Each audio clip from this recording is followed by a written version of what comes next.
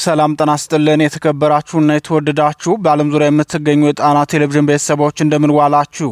አክብሮታዊ ሰላምታችን በያላችሁበት የምድር ዳርቻ ሁሉ ከጣና ቴሌቪዥን ዜና ክፍል ይድረሳችሁ በማለት የነሐሴ 3 ቀን 2018 ዓ.ም የዕለቱን ዜናዎቻችን ርዕሶቹን አስቀድመን እናስደምጣችኋለን። በራሳችን መንገድ ጠላትን ሰራዊትና መሳሪያ በመስጠት እያጠናከርነው ነው ብሎ የገመገመው ብልጽግናው ለተከታታይ የሰራዊት መኮብለል ምክንያቱን እንዲያጣሩ ለአማራ ክልል መንግስትና ለወታደራዊ አዛዦች መመሪያ ወርዷል። ከአዲስ አበባ እስከ ባህር ዳር ያለውን ድንገተኛ ጉባኤ በቀዳሚነት የምናስደምጣችሁ መረጃችን ነው። ኦሮሚያን ከ100 ዓመት ቅኝ ግዛት ነጻ አውጥቻለሁ የሚሉት የብልጽግናው ሊቀመንበር ዛሬም እንደተለመደው ወደ ራሳቸው የተኮሱበትን የጥላቻ ፖለቲካቸውን አስተላልፈዋል። የውጭ አገር ጋዜጠኞችን ሲያዩ ግንባራቸው የሚያልበው የብልጽግናው ሊቀመንበር በኦሮምኛ ቋንቋ ያሰራጩትን አደገኛ መርዝ በዜናችን አሰናድተነዋል፣ ተሰሙታላችሁ። የብልጽግናና የህወሓት ጦር እየተናበበ ያደህየ ጠለምት አማራ ህዝብ ተፈጥሮም ጨክናበታለች። ለመሆኑ በጠለምት የሆነው ምንድነው የሚለውን ከዜናችን የምሰሙት አንገብጋቢ መረጃ ነው። የቀይ ባህር ትኩሳት ከመቼውም ጊዜ በላይ ተጋግሎ ቀርቧል። ግብጽ የተከሰሰችበት፣ ኤርትራ የተጋለጠችበትና ዝም ካሉ አፋቸውን የሚያማቸው የሚመስላቸው የብልጽግናው ታማኝ ሹም ወደ አስመራ ያስወነጨፉት የቃላት ትንኮሳ በዕለቱ ዜናችን ተካቷል።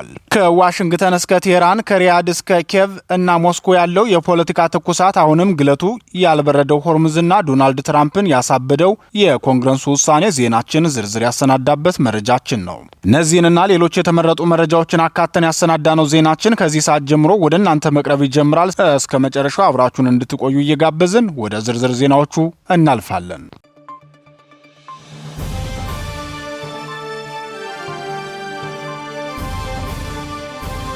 አዲስ አበባ ቀጣይ የቤት ዋጋ የሚጨምርበት አካባቢ የት እንደሆነ ያውቃሉ? ብስራተ ገብርኤል፣ ሳር ቤት፣ ሜክሲኮ፣ ተክለ ሃይማኖት ወይስ መገናኛ? እነዚህ ዋጋቸው ከፍተኛ በሆኑ የከተማችን ቦታዎች ላይ ተመጣጣኝ ዋጋ ያላቸውን ቤቶች ከ3 ሚሊዮን ብር ጀምሮ እስከ 6.5 ሚሊዮን ብር ድረስ ከፍተኛና እውነተኛ ቅናሽ የተደረገባቸው እነዚህ ቤቶች ባለ 1 መኝታ ከ60 ካሬ እስከ 98 ካሬ፣ ባለ 2 መኝታ ከ85 ካሬ እስከ 137 ካሬ፣ ባለ 3 መኝታ ከ120 ካሬ እስከ 200 ካሬ ድረስ ይገኛሉ። እነዚህ ቤቶች ከ100% ክፍያ እስከ 30% ቅናሽ የሚያገኙባቸው ሲሆን አሊያም ቀስ ብለው መክፈል ከፈለጉ እስከ 3 ዓመት ድረስ ከወለድ ነፃ በሆነ አከፋፈል ቅድመ ክፍያ ከ15% ጀምሮ ከፍለው ቀሪውን በረጅም ጊዜ አከፋፈል ቀስ ብለው መክፈል ይችላሉ። ሁሉም ሳይቶቻችን ላይ ለመኖር አስፈላጊ የሆኑ መሰረታዊ ነገሮች እንደ ከርሰ ምድር ውሃ፣ ዘመናዊ የሰውና የዕቃ ሊፍቶች፣ ጂም፣ ስፓና የልጆች ማቆያና ኢቨንት ስፔስ ከበቂ መኪና ማቆሚያ ጋር የተሟላላቸው ናቸው። ከሀገር ውጭ ለምትኖሩ ኢትዮጵያውያንና ትውልደ ኢትዮጵያውያን ደግሞ እዛው ባላችሁበት ሀገር የሽያጭ ውላችሁን በዲኤችኤል አማካኝነት ልከንላችሁ እንዲሁም ካላችሁበት ሀገር ናችሁ ክፍያ የምትፈጽሙበት ሁኔታ አመቻችተናል። ለበለጠ መረጃ ከታች በተቀመጠው ስልክ ቁጥር ይደውሉልን።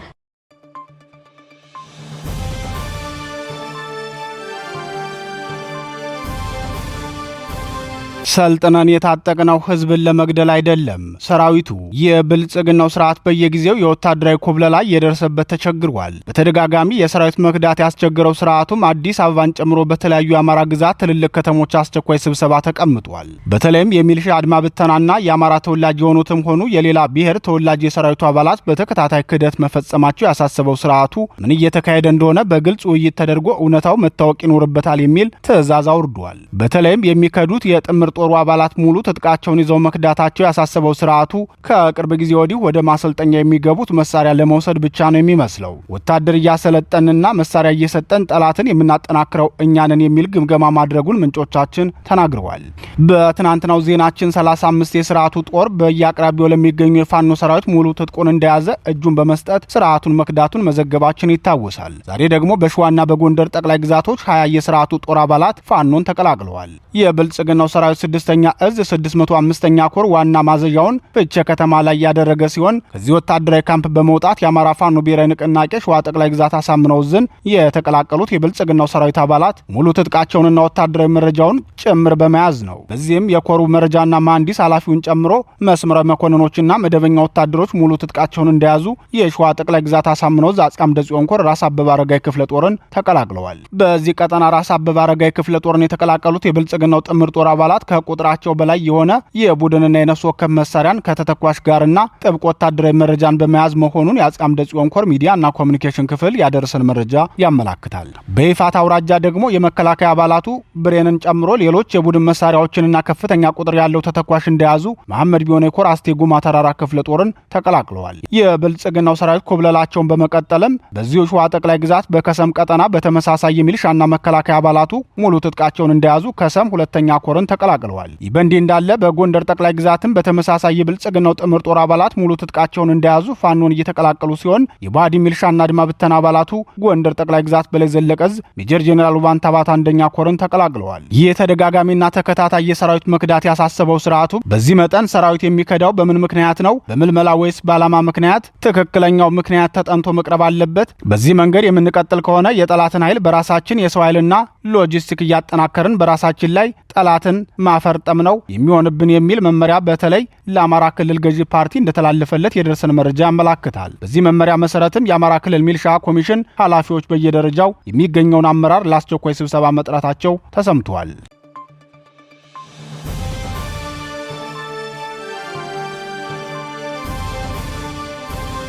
የ100 ዓመት ቅኝ ግዛትን ሰብረናል።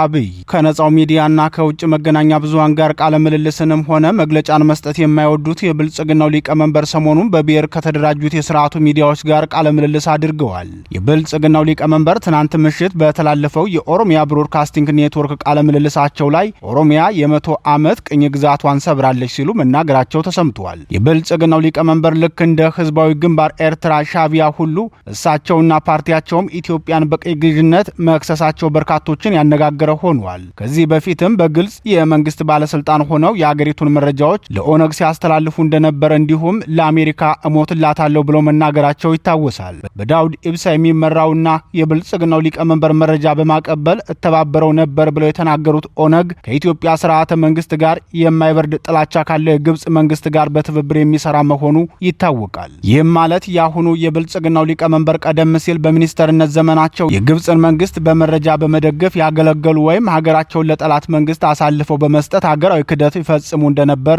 የሚያጋልጥ የራስ ምስክርነት ነው። በዚህ ብቻ ያላበቁት እኒሁ የብልጽግናው ሊቀመንበር ሰሞኑን በኦሮሚያ ብሮድካስቲንግ ኔትወርክ ቀርበው ኦሮሞ ገና ብዙ ያልተመለሱ የመሬት ጥያቄዎች አሉት። አሁን ኦሮሚያ እየተተራመሰ ያለው የ100 ዓመት ቅኝ ግዛቱን ሰብሮ ከወጣ በኋላ የተገኘውን የነጻነት አየር በሚገባ መተንፈስ ስላልተቻለ ነው። ለዚህ ደግሞ ዋናው ምክንያት የጠላቶቻችን የአማራ ሸኔና የትግራይ ሸኔ ከኛው የኦሮሞ ሸኔ ጋር ጥምረት ፈጥረው የሚያካሂዱት መረበሽ ነው ብለዋል። ከዓመታት በፊት የኢትዮጵያን ሀገራዊ ሚስጥሮች ለጠላት ግብጽ አሳልፈው ለመስጠት ኦነግን ይጠቀሙ እንደነበር የገለጹት የብልጽግናው ሊቀመንበር ዛሬ ተመልሰው ኦሮሚያ እየታመሰች ያለችው ኦነግ ሸኔ ከጠላታችን የአማራ ሸኔና የትግራይ ሸኔ ጋር ጥምረት ከፈጠረ በኋላ ባደረሰብን ረብሻ ነው ሲሉ ቀደም ሲል በመረጃ ይደግፉት የነበረውን ተገንጣይ ቡድን ዛሬ በካሃዲነት ሲከሱት ታይተዋል። ከዚህ ባለፈም የኦሮሚያ ክልል መዝሙር ለሀገር አንድነትና ለህዝብ አብሮነት ከፍተኛ እንቅፋት የሆኑ ሀሳቦችን የተሸከመ እንደሆነ በተደጋጋሚ ሲገለጽ ቆይቷል። በዚያ መዝሙር ላይ ኦሮሚያ ሆይ የ100 ዓመት እድፍሽን ጠርገሽ ጥለሻልና ደስ ይበልሽ ሲል የሚገልጽ በመሆኑ ነው ወቀሳና ትችት የቀረበበት። በዚህ መልኩ ህጻናትን ትምህርት ቤት ላይ አሰልፈው መዝሙርን እያለማመዱ ማሳደግ በሂደት በአገር አንድነት ላይ የሚፈጥረው አሉታዊ ጉዳት ከፍተኛ መሆኑን አገር ወዳድ ምሁራንና የመገናኛ ብዙሃን ባለሙያዎች በተደጋጋሚ ሲገልጹ መቆየታቸው ይታወቃል። ሆኖም ይህን የምሁራንን አስተያየት በበጎ መመልከት ያልፈለጉት የብልጽግናው ሊቀመንበር የክልሉ መዝሙር እንኳን በኦሮሚያ ክልል በአዲስ አበባ መዘመር አለበት በማለት ፓርላማ ላይ ጭምር መናገራቸው አይዘነጋም። ከዚህም ባለፈ የክልሉ መዝሙር የተዘጋጀው በጥንቃቄ ተሰልቶና በእሳቸው አማካኝነት መሆኑን በትናንቱ ቃለ ምልልሳቸው ይፋ አድርገዋል። ኢትዮጵያ የኦሮሚያ ቅኝ ገዥ ናት ብለው እየተናገሩ በአንጻሩ ደግሞ የኢትዮጵያ ብቸኛ አሳቢ መስለው ለመታየት የሚያደርጉት ጥረት የግለሰቡን የስብና ተለዋዋጭነት ወይም ካሚሊዮን ባህሪ ያሳየ ያደርገዋል። ከዚህ በተጨማሪም ከኢትዮጵያ ይልቅ ለአሜሪካ ደማቸውን ሊሰጡ እንደሚችሉ የሚናገሩት የብልጽግናው ሊቀመንበር በቅኝ ገዥነት የሚከሷትንና መረጃዋን ለታሪካዊ ጠላቷ ግብጽ አሳልፈው ሲሰጡባት የነበረችዋን አገር በጠቅላይ ሚኒስትርነት እየመሩ መሆኑ ከሳቸው ድርጊት ይልቅ የዜጎቿ ድክመት ተደርጎ እንደሚቆጠር ምሁራን ይናገራሉ። ለጣና ቴሌቪዥን አስተያየታቸውን የሰጡ የፖለቲካ ተንታኞች በበኩላቸው እዚህ ላይ ትኩረት የሚሻው ጉዳይ የግለሰቡ ካሚሊዮን ባህሪ ሳይሆን የኛ የኢትዮጵያውያን ድክመት ምን ያህል እንደሆነ ነው። ጠቅላይ ሚኒስትሩ የአንድ ትልቅ አገር መሪ ሳይሆኑ የአንድ ብሔር ወኪል መሆናቸውን በግልጽ የነገሩን ስልጣን በያዙ የመጀመሪያዎቹ 6 ወራት ውስጥ ነው። ያንን እየነገሩንና እቅዳቸውን በግልጽ ይፋ እያደረጉ እያሳዩን ግለሰቡንና የሚመሩትን ስርዓት ለመጣል የተናበበና የተቀናጀ ሁሉን አቀፍ ትግል አለማድረግ የምሁራንን በተለይም የፖለቲካ ኤሊቱ ድክመት ነው ብለዋል።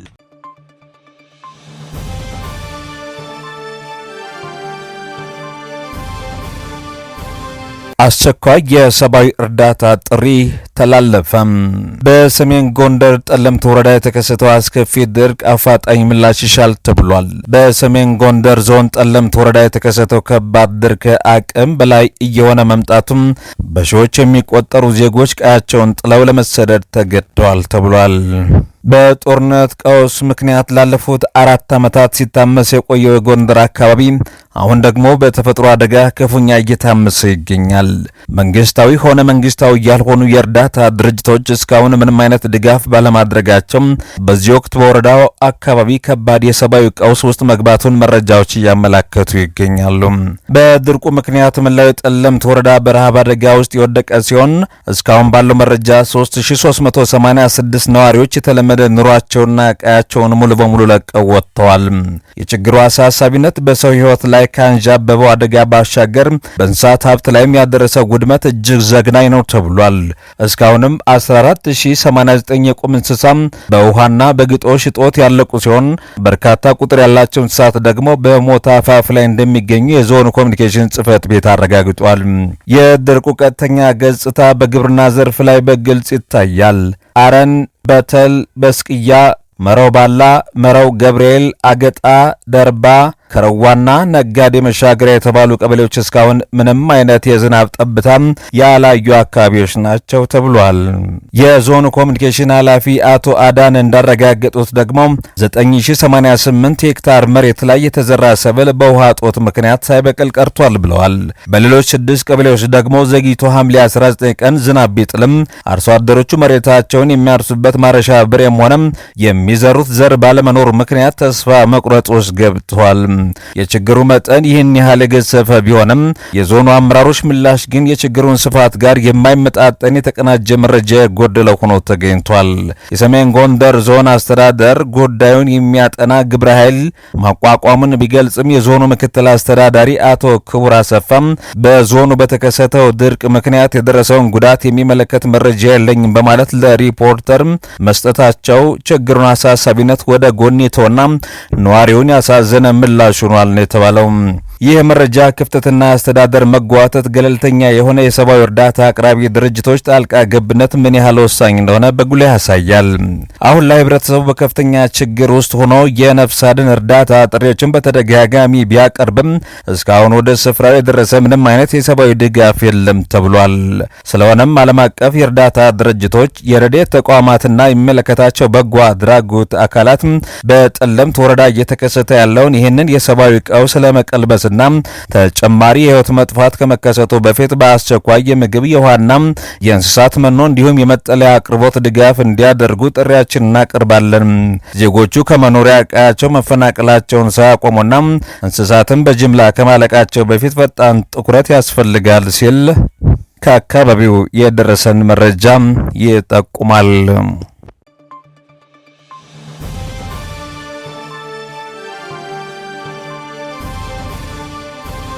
የቀይ ባህር አፋሮች ዲሞክራሲያዊ ድርጅት ማስጠንቀቂያ መስጠቱም ብሎምበርግ የኤርትራን ወረራ ማጋለጡና ጌታቸው ረዳ ያስተላለፉት መልእክት መነጋገሪያ መሆኑን የብዙዎችን ትኩረት ስቧል። የህወሓት አመራር ከኤርትራና ከሌሎች ኃይሎች ጋር ፈጠርን ያሉት ጥምረት የጥፋት ቀመር ነው ሲሉም የቀድሞው የትግራይ ወራሪ ጦር አፈቀላጤ በአማራ ላይ የምናወራርደው ሂሳብ አለ በማለት በአማራ ላይ የዘር ማጥፋት አዋጅ ሲያውጁ የነበሩና የአሁኑ የአብይ አህመድ አገዛዝ አማካሪ አቶ ጌታቸው ረዳ በሰፊው ባሰፈሩ ጽሑፍ ገልጸዋል። ጌታቸው ረዳ በጽሑፋቸው የህወሓት አመራሮች ከኤርትራዊ ኢሳያስ አፈወርቂ ስርዓትና ከሌሎች የብልጽግናው መንግስት የሚቃወሙ ኃይሎች ጋር የፈጠሩት ጥምረት በትግራይና በመላው ሀገሪቱ ላይ ታላቅ ጥፋትን የሚያመጣ የጥፋት ቀመር ነው ሲሉም ጽፈዋል። አቶ ጌታቸው ረዳ በማህበራዊ ትስስር ገጻቸው ባስተላለፉት መልእክት እንዳመላከቱት ከሆነ የህወሓት አመራር ቀደም ሲል የብልጽግናው መንግስቱን ለማፍረስ ከውስጥና ከውጭ ኃይሎች ጋር የሚያደርገውን እንቅስቃሴ ሲከድ ቢቆይም አሁን ላይ ግን የማይመለሱበትን ወሳኝ እርምጃ መውሰዳቸውና ወደ የኃይል አማራጭ መሸጋገራቸውን በአደባባይ እያወጁ ይገኛሉ ብሏል። ጌታቸው ረዳ በጽሁፋቸው የጥምረቱን ዋና ዓላማ የገለጹ ሲሆን የህወሓት አመራር ዓላማ የምዕራብ ትግራይ ቦታዎችን በሰላማዊ መንገድ ማስመለስ ወይም የፕሪቶሪያውን ስምምነት ማስፈጸም ሳይሆን አዲስ አበባ ያለውን የብልጽግና መንግስት በኃይል መገልበጥ ነው በማለት አሁንም የጎንደር አማራና የወሎ ራያ አማራን አጽመ ርስት ላይ ያላቸውን መሰሪ ፖለቲካዊ ሴራና አማራ ጠል ዕቅዳቸውን ተናግረዋል። ጌታቸው ረዳ ኢሳያስ አፈወርቂን ሚና የገለጹ ሲሆን በቅርቡ በሸረሪና የተከሰተው ግጭትና የተማረከውን በርካታ የጦር መሳሪያ እንደማሳያ በማቅረብ የኤርትራው ፕሬዝዳንት ኢሳያስ አፈወርቂ ትግራይን ከለላ ለማድረግ የታለመ ነው ብለዋል። በመጨረሻም ጌታቸው ረዳ ለትግራይ ሰራዊት ጥሪ ያቀረቡ ሲሆን ሰራዊቱ ሊገዳው የሚገባው የህዝቡ ህልውና እንጂ ጦርነት እንደ ጡረታ ማውጫቸው ያደረጉ ጥቂት አካላት አለመሆናቸውን በመገንዘብ በቃ ሌላቸው እንደሚገባና የተደቀነው ስጋት በሰላማዊ መንገድ ብቻ መፍታት እንደሚችል አሳስበዋል። የብልጽግናው መንግስት ለፕሪቶሪያው ሰላም ስምምነት ሙሉ ትግበራ ታዛዥ እና ፈቃደኛ እንዲሆን በማሳሰብ ከዚህ ቀደም ያስፈጁት የትግራይ ወጣትና ያስጨረሱትን የአማራ ንጹሃን ደም ይቅር ይላቸው ዘንድ ንስሐ የገቡ የሚያስመስል ጽሑፍም ጽፈው ተመልክተናል። በሌላ በኩል ታዋቂው ዜና አውታር ብሎምበርግ ዲፕሎማቶችን ጠቅሶ እንዳጋለጠም የኢትዮጵያና የኤርትራ ጦር ኃይሎች በሰሜናዊ የትግራይ ድንበር አካባቢ ከፍተኛ ቁጥር ያለው ወታደርና ወታደራዊ ትጥቅ እያከማቹ ይገኛሉ ብሏል። ይህ ወታደራዊ እንቅስቃሴ በሁለቱ ሀገራት መካከል ዳግም ግጭት ሊቀሰቀስ ይችላል የሚል ከፍተኛ ስጋት የፈጠረ መሆኑን ዘገባው አመላክቷል። በተያያዘ ዜና የግብጽና የኤርትራ ስትራቴጂካዊ ጥምረት በቀጠናው ሀገራት ዘንድ ጠንካራ ውግዘት እየገጠመው ይገኛል። የቀይ ባህር አፋሮች ዲሞክራሲያዊ ድርጅት ባወጣው መግለጫም ግብጽ ከኤርትራ መንግስት ጋር የምታደርገው ጥብቅ ስትራቴጂካዊ ጥምረት በቀጠናው ላይ ትልልቅ ቀውስና አለመረጋጋት እንደሚፈጥር በማስጠንቀቅ ድርጊቱን አውግዟል። ድርጅቱ ይህን የውጭ ኃይሎች ጣልቃ ገብነት የቀንዱን ሰላም ይበልጥ እንደሚያወሳስበው ስጋቱን ገልጿል።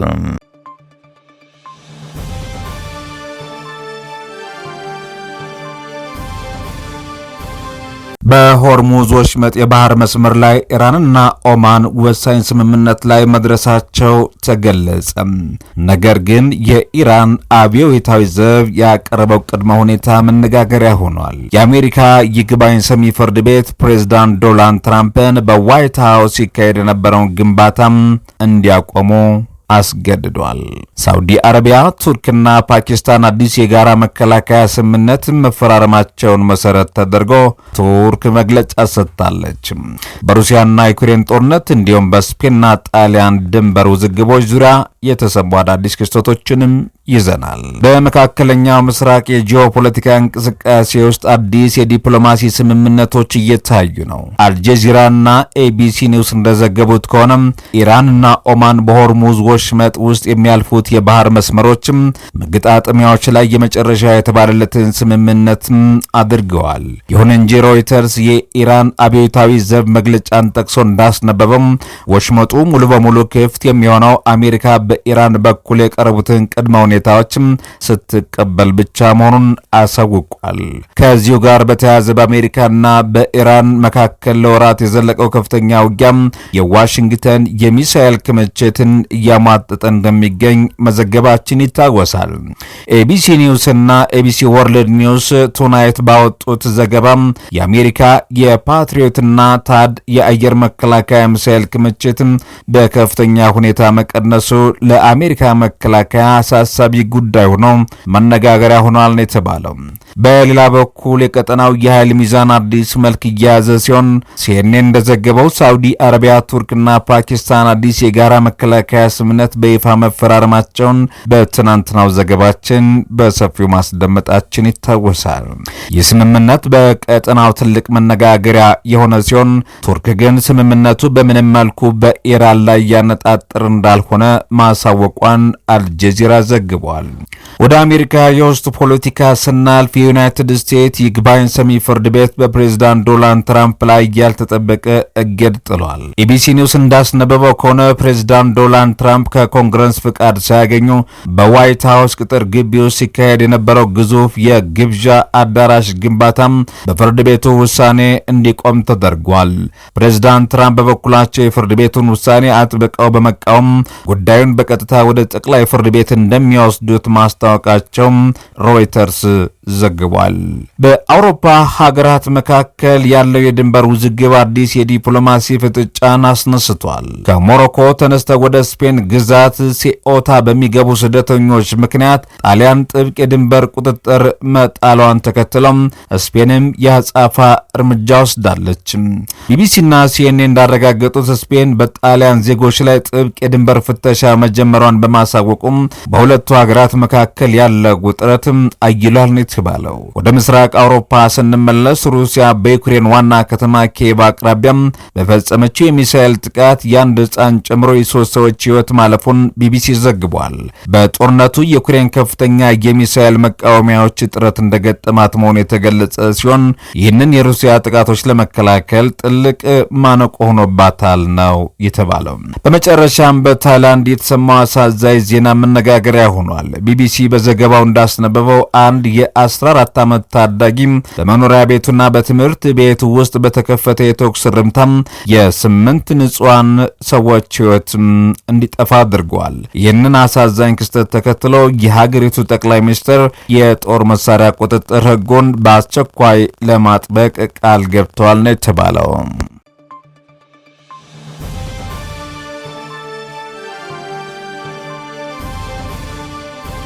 ክቡራትና ክቡራን የጣና ቴሌቪዥን አድማጭ ተመልካቾቻችን የሰዓቱ ዜናችን የተከታተላችሁትን ይመስል ነበር። ምርጫችሁ ስለምታደርጉን ከልብ እናመሰግናለን። ተሰናበትናችሁ። ጤና ይስጥልን።